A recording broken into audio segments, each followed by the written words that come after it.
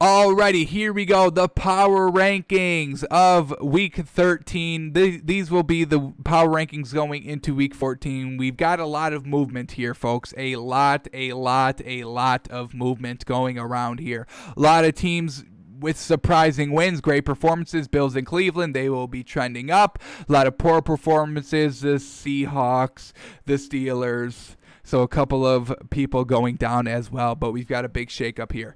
Alrighty, so this was the power rankings going into Week 13. We had the Bills at 10, the Browns at 9, the Rams at 8, the Dolphins at 7, the Saints at 6, the Packers at 5, the Seahawks at 4, the Titans at 3, the Chiefs at 2, and the Steelers remaining number 1. But that's all about to get changed right here. So we'll start here at number 10, go all the way up to number 1. Our new power rankings in the NFL are this, folks. A new number 10 team is going to be... I had a real trouble, folks, in this list. So we have a lot of big jumps, big up and downs, but this is how we have to move it around because of some good performances that we saw. So what have you done for us lately? That's kind of our motto here. So the new number 10 team, they are falling from the number 4 spot. The Seattle Seahawks are now number 10. What the heck goes on with that offense sometimes? I mean, sometimes that offense just cannot move the ball, and that's what happened at home this week. They could not move the ball. Russell Wilson could not move the ball. Chris Carson could not move the ball, and it's just unfortunate they put up, 17 points? Is that what they put up? Not 12 points. Even worse, they put up 12 points, and 2 of them was on the defensive end of the ball with the safety. So the offense put up 10 points. I don't know. I don't get this Seahawks offense. They have everything. They have the coach. They have the quarterback. They have the wide receiver. They have the line. They have the running game. What more do they need? They just don't put up points sometimes, or they'll turn the ball over. So we have the Seahawks offense where we see them not putting up a lot of points or a lot of turnovers with Russell Wilson. It's starting to get a little much for me. I was a huge believer in the Seattle team early in the season. They were always, in the top 5. But since, Russell Wilson started to turn the ball over, this offense has kind of sputtered in some games, and we cannot, trust it too much here. It's against the Giants, and I mean, they've got no big pieces. That was just a must-win game for the Giants, and they pull out all the stops, and they won the game. But the Seahawks offense, there's still no excuse for them not moving the ball, not putting up the points, not converting, on those drives, on those yards. So in the defense, I mean, I think I like the defense. They have the pieces. They have the names. They have the coaches. They just don't execute all the time. So Seahawks, they have to drop down to number 10. We have to watch them again next week, see if they can prove us wrong or prove that they can start putting up points again and stop turning over the ball. But until then, I saw some other great things from other teams. So unfortunate for Seattle, they have to drop down to number 10.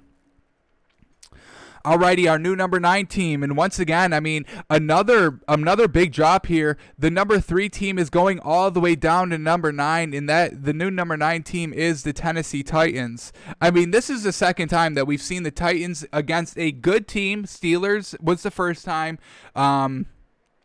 Browns is the current time, where they just get off to the slowest start in offensively and defensively. Offensively, they don't put up any points. They put up 7 points in the first half against the Browns this week. And on the defensive end of the ball, they gave up 38 points against the Browns in the first half. I mean, they just get off to slow starts sometimes, and that is a little concerning. Now, they're always making up for it in the second half. They did it against the Steelers in the second half, where they made it like a 4-point game. In the end, they still lose, but they made it a little bit closer than what it actually was, and they kind of won the second half. And they also did it again this week against the Browns. They kind of won the second half a little bit, putting up the points, making it a one-score game, making it look a lot closer than what it actually was. But this is a little concerning for us, kind of like the Seahawks, where they kind of struggle scoring sometimes, or they turn the ball over. This Titans team, sometimes they get off to a very, very late start offensively and defensively, and if they have to face, if they get into the playoffs and they have to face the Chiefs will blow them out in the first half like they did last season. Who else? We got the Steelers. I mean, they already did it this season. The Browns, they already did it this season. So this Tennessee Titans better button it up right from the get-go. They're very well coached. That's why after halftime, they always come out firing and do very well after halftime, because those are good coach adjustments. Everybody's making the necessary adjustments to win the game based on what they saw in the first half. So This Titans team is very well coached. They just need to be ready to play right from the get-go. And if they can do that continually, they're one of the best teams in the league, because you have to get the running game going early in this team or in the game for the Tennessee Titans to show off what they want to show off and be the true team. But they need the running game to get going from the get-go, and when it doesn't, they stall, and they stutter again, and stutter some more until the halftime, and then they start to get it figured out a little bit. So we dropped the Tennessee Titans all the way down to number 9. Unfortunate. Alrighty, number 8, and this is a little bit of a rarity here, but this just speaks to how well some teams performed this week. So, the Dolphins, they are dropping from 7 to 8, even though they won. How crazy. Once again, a slow start. That's kind of why we're dropping them down. The Dolphins, Tua, he looked good in the second half, in the third quarter more specifically, but in the first half, slow start, they go into halftime down 7-6 against the Bengals. I mean, this offense really needs to start stepping it up a little bit more. We don't have a lot of pieces offensively. I would say this is probably one of the worst offensive units in the top 10. Out of everybody in the top 10 right now, the Dolphins, their offense, they've got the worst amount of pieces. I mean, we don't have that many wide receivers, and the wide receivers that we are playing with, one's 5'11", and yes, Tyreek Hill is like 5'11" too, but he doesn't have the speed. He's very close, but he doesn't have the catching ability with the speed that Tyreek Hill has. So we have a discount Tyreek Hill, and that doesn't really work when he's 5'11". So he's still good, don't get me wrong. I'm not knocking Jakeem Grant, but I'm saying as far as offensive pieces go, I think the Dolphins have the worst out of the top 10. So definitely have to clean up the offense a little bit. I mean, this defense alone can basically win the game. I mean, we had a a fumble 6 or something like that, a pick 6. So if our offense never stepped foot on the field, this is a tie game against the Bengals 7-7. So the defense is always gets it done. Their top 2 defense in the league, no doubt. And, that's kind of why Tua's been having a lot of success. It's because of the defense. So little bit of a change here with the Dolphins, but we have to see Tua start progressing a little bit more if he wants to keep pace in this top 10, because we've got some offensive powerhouses that we just saw from Buffalo, and Buffalo. Chiefs are always a powerhouse. Browns were a powerhouse this week. Packers can always be a powerhouse offensively. So the Dolphins, they need to start kind of competing with kind of the points that other teams are putting up. So Dolphins drop 1 spot even though they win. Alrighty, number 7 now. We are going to go with the Rams at number 7. They move up 1 spot. Very good win here against on the road against the Cardinals, not letting Kyler Murray do too much. That's huge. We've always been a big proponent of this Rams defense as one of the top 3, top 5 defenses in the league. The offense was kind of our big kind of knock against the Rams overall, and they put up 40 points this week.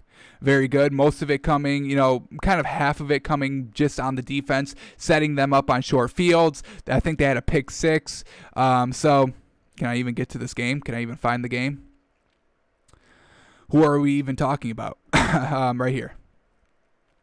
Rams, Cardinals. Yeah, they put up 38 points. Very, very good. Offensively, it was probably about 28 of their own points. So very good job by the Rams on the road after getting beat by the 49ers. They come back and, prove that they're still a decent team. So Rams jump up a spot. Their offense is still kind of a little bit iffy in my opinion. They put up the yards and the stats. They always don't correlate with the points sometimes, but the defense is very good. This is kind of like the Dolphins. They have a better offense than the Dolphins, but they don't always show it. So the Rams, they move to number 7. Alrighty, number 6, in a huge jump here. They went from 10 to number 6, and we have to give it to them, the Buffalo Bills. What a game yesterday. Now, I get it was against the 49ers, but the 49ers are still trending up a little bit, kind of on a weekly basis. They're getting better every week. Now, the defense was absolutely atrocious for the 49ers. It didn't even look like they were it just looked like they were in zone every single time, folks. That's all I could just keep watching. It was like every time somebody's wide open, they're just playing zone and leaving them wide open. I'm like, they're just playing pitch and catch out there. It was truly wild. But Josh Allen, nevertheless, 4 touchdowns, 300 yards, looking good. He did fumble, so that is a knock. But we're going to give them the benefit of the doubt here. They're 9-3. They're winning games. Their defense is doing very good. They're kind of closing out games. Their offense, they're consistently scoring. And that's something that you definitely want to see from an offense. So Josh Allen, he's kind of taking care of the ball. Stephon Diggs and Cole Beasley are kind of a huge kind of wide receiver threat, kind of 1 and 2. So got to watch out for them. But very well done by the Bills here to take a Monday night game that they haven't won since 1999. Finally get it. Primetime TV. It looked very buttoned up. It looked clean. Looked good. And it is against the 49ers. But as I said, they've kind of been trending up. And they just beat the Rams last week. And everybody was like, the Rams are trashed. So, if we're going to go by that logic, keep that same energy when you're talking about the 49ers this week. I thought the 49ers were going to win this week, honestly. I thought Nick Mullins would have pulled it through. I thought the really defense of the 49ers were going to play a lot better than what they did this week. But Josh Allen carves them up. And at the end of the day, all that matters is the win, and they get the win. So well done to the Buffalo Bills. We'll move them up to number 6. Hopefully they can handle this big jump. I mean, the last time we put them on the list, besides, number 10 last week, was, they had a horrible performance the next week, and we instantly kicked them off. So hopefully they don't make me look like a clown. I'm buying in a little bit. So we'll see what happens. Buffalo Bills, number 6 team. Alrighty, number 5 team, new number 5, and this team jumped up from number 9 to number 5 here, and we got to give it to the Cleveland Browns. I mean, that performance by Baker Mayfield, wow. That was great coaching. That was great execution of the game plan. Baker Mayfield not turning it over. He still fumbled in the fourth quarter. I'm not forgetting that, but we're going to overlook it a little bit because of how well he performed in that first half. So very well done to the Cleveland Browns. I do kind of want to see how this Cleveland Browns team reacts facing a good team when everything doesn't kind of go right from the get-go. But hey, from what we saw, it was perfect. They went on the road against the Tennessee Titans team, who is a very good team in my opinion. I mean, I had them at number 3 going into this week, folks. I'm high on the Tennessee Titans, and they got out to a slow start, and the Cleveland Browns took advantage. Taking advantage of what your opponent gives you, I can't knock that. I can never knock that. So well done to the Cleveland Browns. Baker Mayfield looked good. The rushing game looked good. The defense in the first half looked good. The defense in the second half, they were just kind of, backing off. We don't need to press. We don't need to give up that kind of one shot to kind of give momentum back to the Titans and bring them back into this game. So, like the Browns, like what Kevin Stefanski is doing, and when Baker Mayfield's not turning the ball over, this is what you get. 45 points, huge amounts of points in a short amount of time. 38 points in the first half. Absolutely magnificent. I love what the Browns did this week, and they proved that they can just be good from the start to really the finish, not turn the ball over. Baker Mayfield can handle throwing it 30 plus times again. How great is that? I mean, every time I talk about Baker Mayfield, it's like, if he throws the ball more than 30, 35 times, he's going to throw some picks. He didn't do that this week. So huge news, getting better every week. What have you done for us lately? Bills and Browns both showing out, both rewarded heavily with big jumps here in the power rankings. So well done to both of those teams. Alrighty, number 4, a little bit of a jump for this team as well. And we're going to put the New Orleans Saints at number 4. Loved what Taysom Hill is doing. And this is probably his last week. I mean, I think they probably go back to Drew Brees this week, which I don't think is the right call. I would say, Taysom Hill is doing a fantastic job. Dual threat, throwing the ball, running the ball. Teams cannot stop this man. So he's doing very well. I don't think you'd start Drew Brees this week. I would let him get 1,000% healthy for the playoffs. You've got a decent sized lead. I think they have like a 2-game lead over first place because I think they've got 1 loss, and I think the Packers have 3. So they've got a 2-game lead for the first spot in the NFC. That's what every team wants because there's only one bye week for the top seed of each conference. So Saints here, I think they stick with Taysom Hill, and I think that's fine. He's getting the ball to his actual wide receivers. They've been winning without Alvin Kamara. They weren't using Alvin Kamara the last 2 of the 3 weeks. They just used him last week, but the other 2 weeks they weren't using him a lot, and they were still winning the game. So that's huge for them. Taysom Hill's looking good. The Saints defense is looking good, holding the Falcons to, 9 points in the first meeting, and then 17 points again this meeting. So even with a full healthy Atlanta squad, Julio Jones was good to go. Todd Gurley Gurley was good to go. The Saints defense locks it up. The Saints offense does what they do. Taysom Hill spreading the ball around, everybody getting involved. Nobody can stop the dual threat. Now, he did fumble 3 times and he did lose 1, so that is a little worrisome,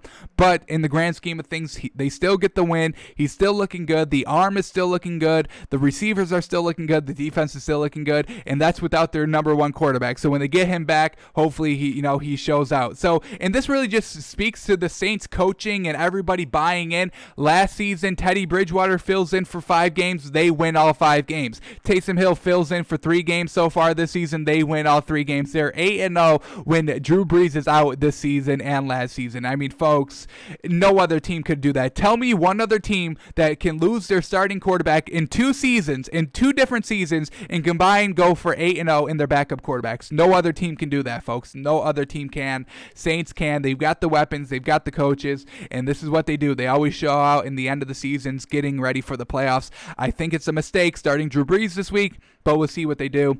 Taysom Hill, I'm a believer. I'm a big fan. I think we have to start talking about Taysom Hill in the same category that we talk about Deshaun Watson, Patrick Mahomes, Kyler Murray, Lamar Jackson. He's up there with those folks. So Saints move up to number 4. Alrighty, new number 3 team is going to be the Packers. Folks, this is probably one of the best offensive teams we've ever seen.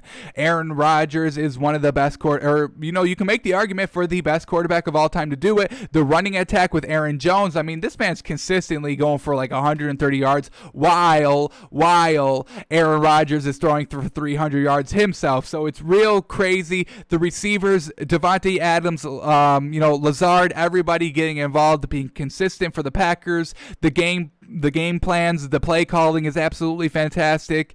Aaron Rodgers not turning the ball over, absolutely fantastic. In the Packers defense, just being kind of a game manager. How crazy is that? Usually the defense really needs to be a huge force to be reckoned with, but with the Packers, the defense is just kind of a game manager. We're going to let Aaron Rodgers kind of be our defense and go out and do all the heavy lifting. It will just be the game manager. Usually we have the game managers on offense in the quarterback position, but with the Packers, the defense is the game manager, and it is kind of crazy to say. So well done to the Packers. They're looking good. We're starting to get to the back half of the season. I think the Packers clean all of their mistakes up. I think Aaron Rodgers cleans everything up. They start not throwing any more interceptions, not killing themselves on their own, and Packers at number 3. I love what Aaron Rodgers is doing, folks. This man, you can make the case for MVP, I think. Alrighty, new number 2 team. Oh boy. New number 2. Who's the new number 2? Well, it's the former number 1, the Pittsburgh Steelers. The Pittsburgh Steelers, folks, they've officially lost their number 1 seed. They've been the number 1 seed on our top 10 for, I would say, about 6-7 weeks. Ever since the Chiefs lost to the Raiders, I think we've had them on as number 1. So very well done to the Pittsburgh Steelers for an 11-0 run. Fantastic. But this week it came to an end. Unfortunate. Once again, we're not penalizing the Steelers too much for losing that game. Wonky schedule the last 2 weeks. Playing on Thanksgiving, they were supposed to have their bye later in the year. All gets taken away from them. Now, a little bit of, worrisome was the offense of the Steelers. Very kind of lackluster. They put up 17 points. Even though Big Ben was slinging it around, they didn't really turn the ball over. The running attack, they definitely need that with the Steelers. But other than that, he wasn't getting the ball to his playmakers. Chase Claypool had 2 catches. Juju Smith-Schuster had 2 catches. So Steelers, a little bit of a bad offensive game, and that's kind of what we're going to chalk it up to. Bad offensive game and a wonky schedule. I still love what the Steelers defense can do. The Steelers defense can't compete with the Chiefs, folks. I mean, yes, they can. They have the speed, they have the talent, they have the corners, and they have the safeties to keep up with the speed and the kind of the agility that the Chiefs have. So the Steelers team is still good, folks. We're not writing them off. They've lost 1 game. Okay, is that supposed to change our opinions because they lost 1 game at 5 o'clock on Monday? When was the last time a 5 o'clock game has been played on Monday? I'll wait for that. I mean, folks, can we all relax a little bit? Let's take a breath in and take a breath out. Let's all take a chill. Let's all relax. The Steelers team is good. They're very well coached. Big Ben is playing out of his mind. They have the receivers, folks. They have the receiver depth. The running game, they usually have that. Connor or Snell, they usually get it done. This game, they didn't. Unfortunate. The defense kind of gave up. I mean, the defense did what they did, or what they kind of do consistently. They forced a turnover, I think. Did they? Let's see. Did they get a turnover? Let's see. No, they didn't. But they were close to getting a turnover. 23 points. I mean, that's not a lot of points to give up. Unfortunately, when you lose, that is a lot of points to give up. But, you know, the Steelers defense, they give up 3 points in the first half. They only put up 14 points in the first half. So I'm chalking it up heavy to the offense just having, you know, a bad game.